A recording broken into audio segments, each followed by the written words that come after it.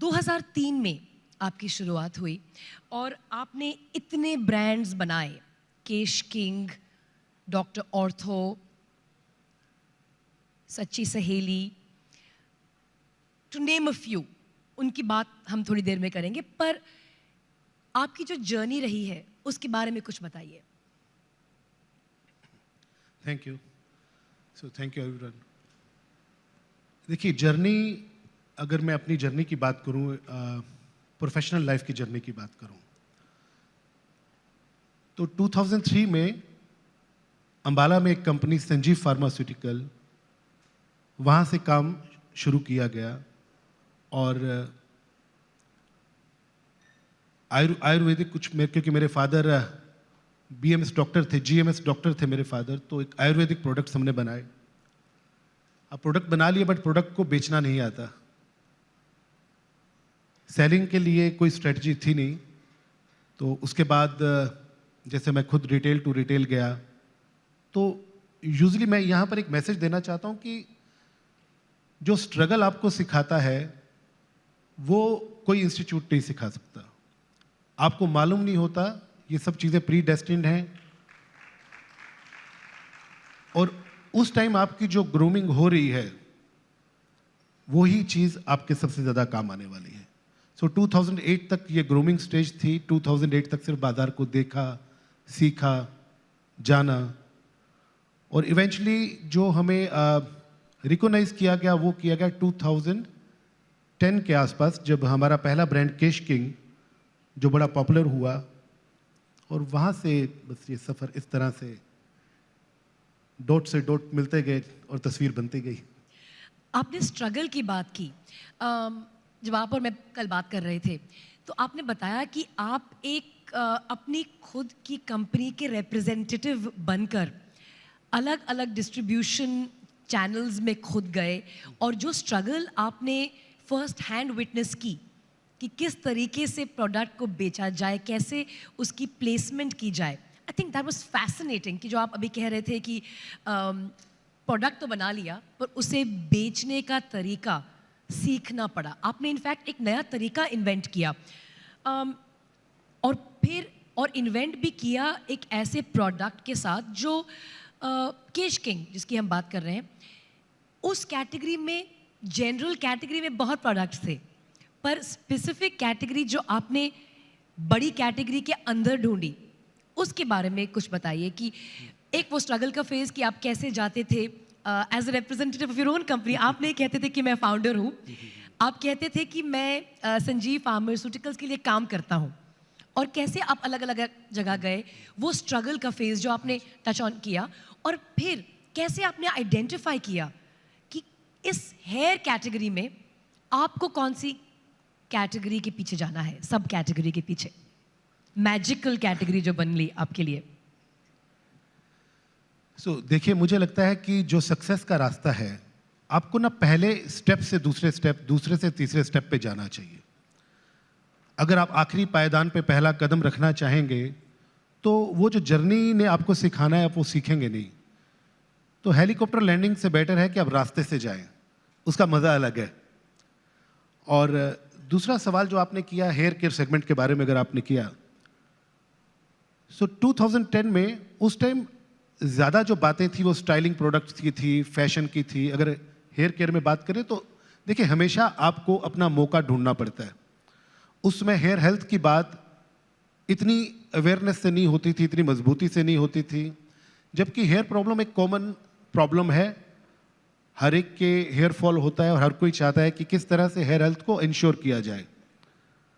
और आयुर्वेदा में बड़े फैसिनेटिंग प्रोडक्ट्स हैं, तो उन प्रोडक्ट्स को लाना और बताना, ये रास्ता थोड़ा मुझे लगा आसान है कि बजाय अब कैटेगरी साइज गिने और उस कैटेगरी में अपना शेयर ढूंढें। तो मुझे लगा कि एक कैटेगरी जो शायद आज उतनी बड़ी नहीं है, बट आने वाले टाइम में बड़ी हो सकती है, तो वही आज के एंटरप्रेन्योर कर रहे हैं कि अब नई कैटेगरी बनाएं, नए बिजनेस बनाएं, तो नया हिंदुस्तान बनेगा। बिल्कुल, और यही तो आइडिया ऑफ इंडिया है कि हम नई कैटेगरीज ढूंढें, और यही एंटरप्रेन्योर्स के लिए मैं मानती हूँ एक आप जैसे शख्स एक प्रेरणा का प्रतीक हैं। मैं वापस केश किंग की बात करना चाहूँगी because it has been such a phenomenal success and I want to come back to that in a little bit. पर एक तरीके से आप खुद एक डॉक्टर हैं, इनफैक्ट मुझे आपको डॉक्टर संजीव जुनेजा कहना चाहिए, खुद एक बीएमएस की डिग्री आपने हासिल की है। पर जो केश किंग का आपने आइडिया एक माइक्रो कैटेगरी क्रिएट की जो अपने आप में एक बड़ी कैटेगरी बन गई हेयर हेल्थ की,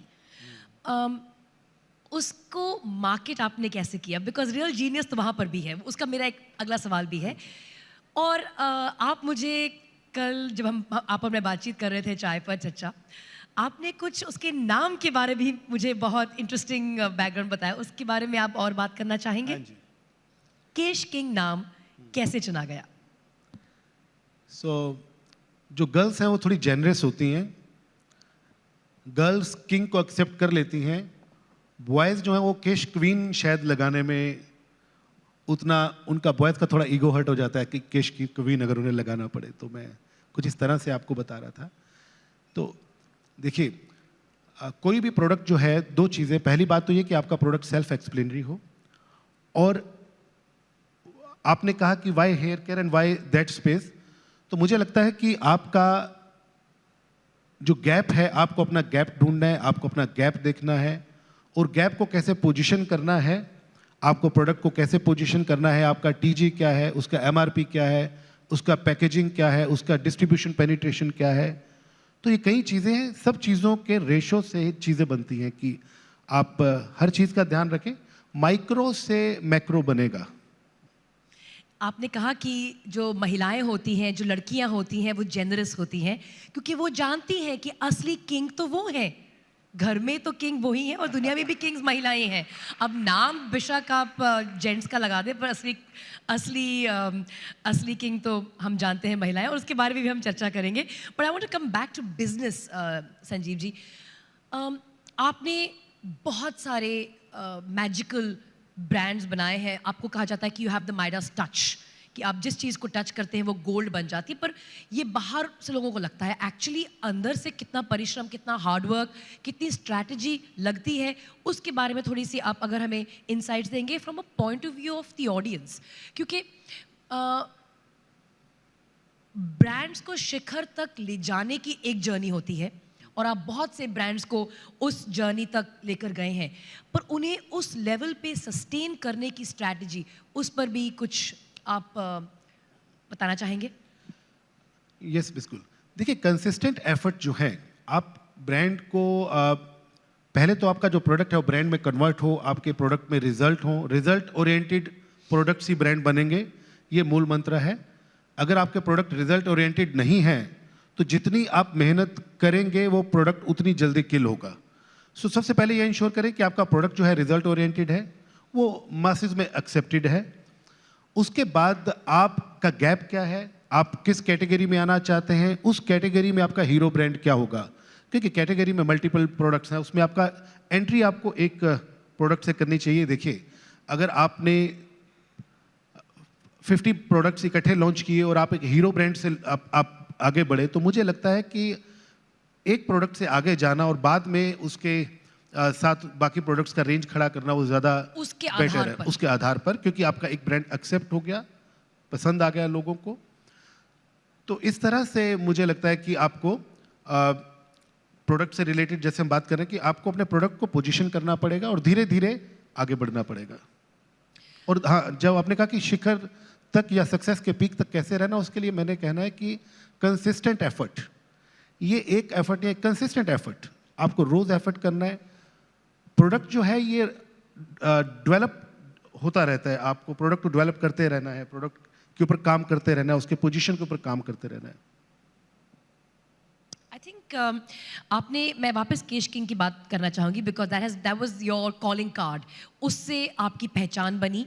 और फिर क्योंकि आपने एक इतना फैंटास्टिक प्रोडक्ट लॉन्च किया, उसको सक्सेसफुली डिलीवर किया, उसके आधार पर मल्टीपल ब्रांड्स जो उसके बाद आए, डॉक्टर ऑर्थो से लेकर सच्ची सहेली एट्सेट्रा।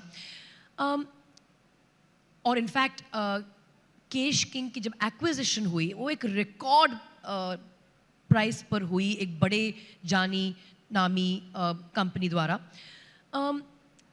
ये पहलू हम सब देख चुके हैं, आपकी केश किंग से डॉक्टर ऑर्थो तक की जर्नी हम देख चुके हैं। एक सवाल था कि कुछ ऐसे ब्रांड्स भी थे जो शायद आपने बनाए जो उस शिखर तक नहीं पहुंच पाए, कि सारे आपके ब्रांड्स जो बने वो वहाँ तक पहुँचे, ब्रांड मेकर जैसे आपको कहा जाता है।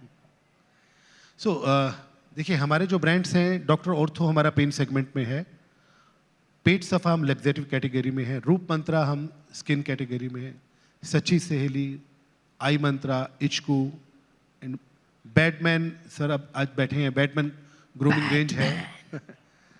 और I am a fortunate one कि मुझे लगता है कि, और ये चीज़ मैं आप सभी को ये कहना भी चाहता हूँ आपके चैनल के माध्यम से,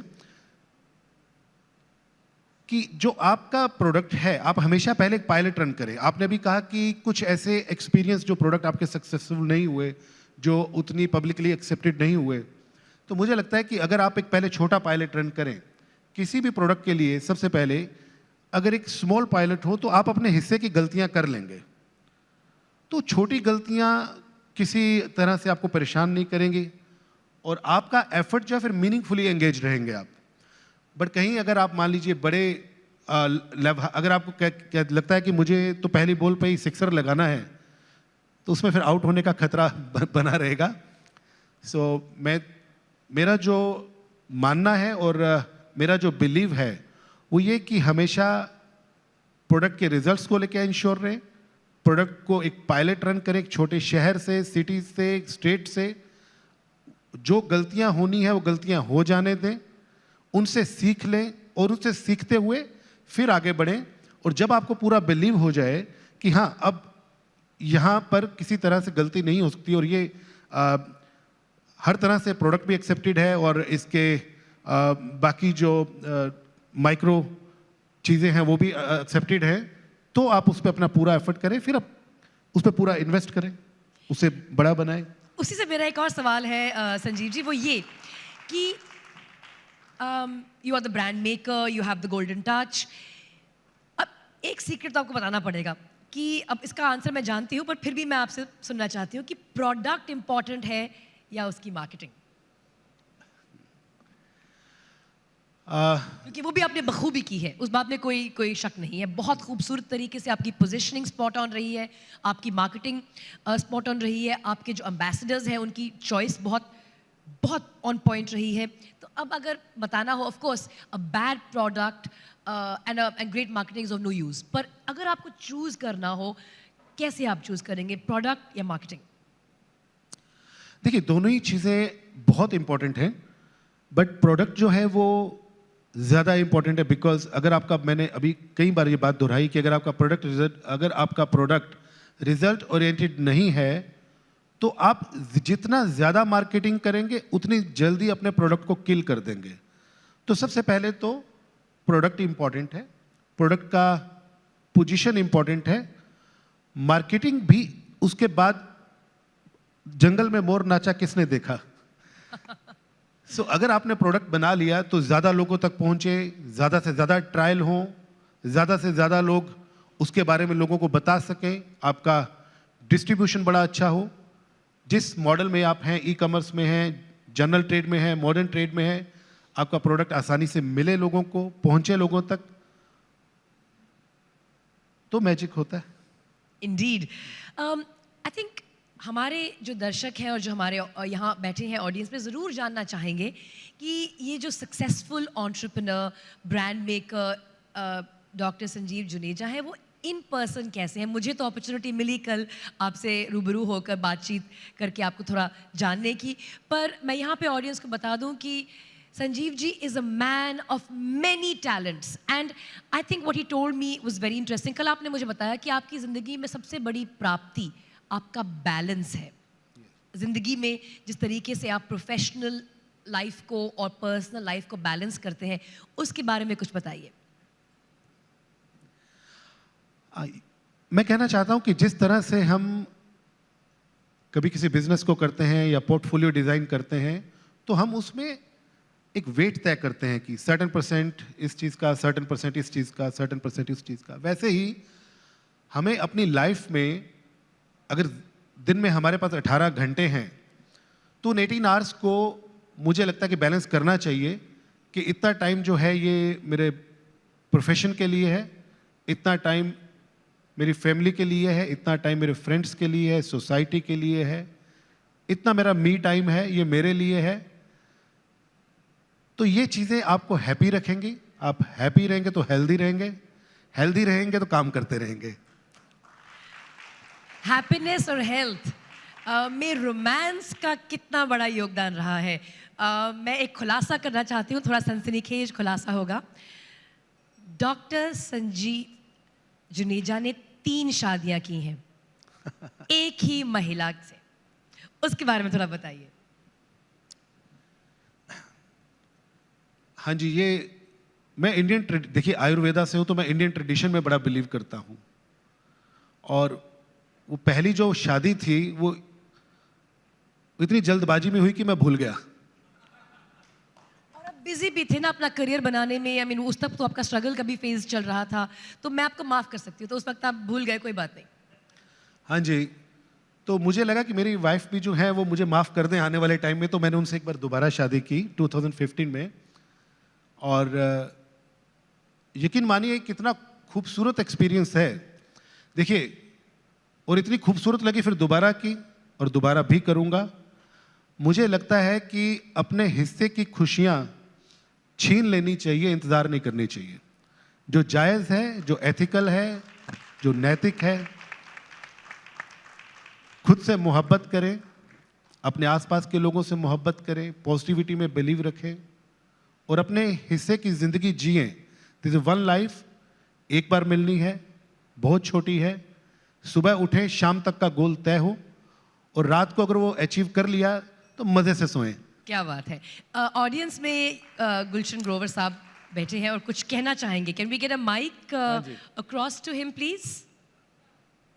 और thank so much. Thank you Radhika. Good afternoon. Hi. Hi, Gul. Hi, Sanjeev. I've known Sanjeev for about 3 years now, and I've had the great pleasure of, knowing him, doing some business with him. तो मैं पहली बार आपको ज़िंदगी में रोज़ बातचीत होती है, और पहली बार मैं आपको मंच पर आपके विचार सुन रहा हूँ और आपकी इस ग्रेट सक्सेस को अपलॉड कर रहा हूँ। मैं ये पूछना चाहता हूँ, जो शायद इस कॉन्वर्सेशन में नहीं है, कि आपकी कंफर्ट जोन है Ayurveda products that are based for need, कि आपके अगर पीठ में दर्द है तो आपने डॉक्टर ऑर्थो लगाया, पेट खराब है तो पेट सफ़ा किया, वगैरह वगैरह। नहीं, बैडमैन का भी जी, मैं उसी पे आ रहा हूँ। पहली बार आपने अपने कंफर्ट जोन से निकलकर एक ग्रूमिंग प्रोडक्ट लॉन्च की है, badman, which is like it's got saffron soap, it's got face wash, it's got shaving cream, it's got oud perfume and various things. I was just sharing it with Veer Sangvi when I walked in. He said, "Are you speaking?" I said, "No, I came here to listen to my brother, my friend Sanjeev Juneja." And I said, "He's launched a men's grooming product." He says, "That's great. All men use it but never admit it. All men need it." I said, "That's what he said when he launched this, Badman grooming products, that मर्द इस्तेमाल करते हैं, admit नहीं करते कि मैं रात को फेस क्रीम लगाकर सोया था या मैं बहुत बार फेस वॉश से धोता हूँ वगैरह वगैरह। उसके ऊपर अगर वो प्रोडक्ट हर्बल हो, आयुर्वेदा हो, तो और भी अच्छा है। तो क्या आपको अलग तरह से थिंकिंग, अलग तरह से स्ट्रैटेजी, पहली बार मैं एक क्वेश्चन आपसे पूछ रहा हूँ, प्राइवेट में भी नहीं पूछा, अलग तरह से स्ट्रैटेजी, अलग तरह से थिंकिंग करनी पड़ी कि ये सब प्रोडक्ट्स मैं आसानी से उनको हिट करा सकता हूँ, चला सकता हूँ, ये अलग प्रकार का product which is not in your comfort zone, which is not in your area of expertise. How do you feel about that? What do you feel about that? आपको कैसा लगता है, क्या लगता है? Thank you. सो गुलशन भाई, हमेशा जब भी हमारी बात हुई, हमारी कई घंटे बात हुई हमारी, और आपको याद हो मैंने आपको कहा था कि देखिए Batman is such a great position, और आपको देखते ही लग्जरी याद आती है, आपको देखते ही निश टीजी के लिए प्रोडक्ट्स जो है ध्यान में आते हैं। तो मैंने आपको कहा था कि हीरो ब्रांड जो है हमारा वो मिस्ट स्प्रे से हमें करना चाहिए, और अभी इस पूरी जर्नी में 2 साल का एक्सपीरियंस में आप देखिएगा कि जो चीज़ें हमने आपसे शेयर की, जो साझी की, वो आपको लगती होंगी कि बड़ी रेलेवेंट थी जो हमने तब आपको कही होंगी। Thank you very much Sanjeev, this was fantastic. जाते जाते मैं एक बात बता दूं, संजीव जी लिखते भी हैं, ही इज़ अ पोएट, और अगर आप बडिंग एंटरप्रेन्योर्स के लिए सबके लिए इनफैक्ट जो वर्क लाइफ बैलेंस तलाश कर रहे हैं उनके लिए कुछ मैसेज देना चाहेंगे तो we would be very grateful. सपनों की बात की थी आपने।